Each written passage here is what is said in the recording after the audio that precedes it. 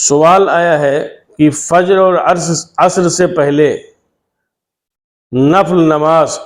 مثلاً تحیۃ المسجد پڑھ سکتے ہیں یا نہیں، یا تحیۃ الوضو پڑھ سکتے ہیں یا نہیں؟ تو اس کا جواب یہ ہے کہ اس معاملے میں فجر اور عصر کا حکم الگ الگ ہے۔ فجر کا حکم یہ ہے کہ اس کا وقت شروع ہونے کے بعد، یعنی فجر کا جب وقت شروع ہو جائے تو فرض نماز سے پہلے صرف 2 رکعت سنت فجر کی ادا کرنے کی اجازت ہے۔ اس کے علاوہ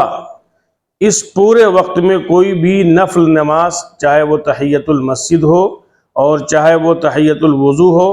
فرض سے پہلے یا فرض کے بعد میں پڑھنا یہ مکروہ ہے۔ حتیٰ کہ اگر جو ہے فجر کی سنتیں چھوٹ جائیں تو فجر کی سنتوں کے بارے میں بعض لوگوں نے یہ کہا ہے کہ ان کو جو ہے اشراق کے وقت پڑھی جائیں، لیکن اگر آپ کو یہ اندیشہ ہو کہ وہ سنتیں رہ جائیں گی، کہیں سفر میں جانا ہے، تو بہرحال فجر کے بعد بھی پڑھ سکتے ہیں، لیکن بہتر یہ ہے کہ ان کو اشراق کے وقت پڑھا جائے، فجر کے فوراً بعد وقت ہوتے ہوئے نہ پڑھا جائے۔ دوسرا اس میں یہ تھا کہ عصر کے وقت بھی حکم یہ ہے کہ اس میں فرض سے پہلے، یعنی عصر کی فرض سے پہلے بھی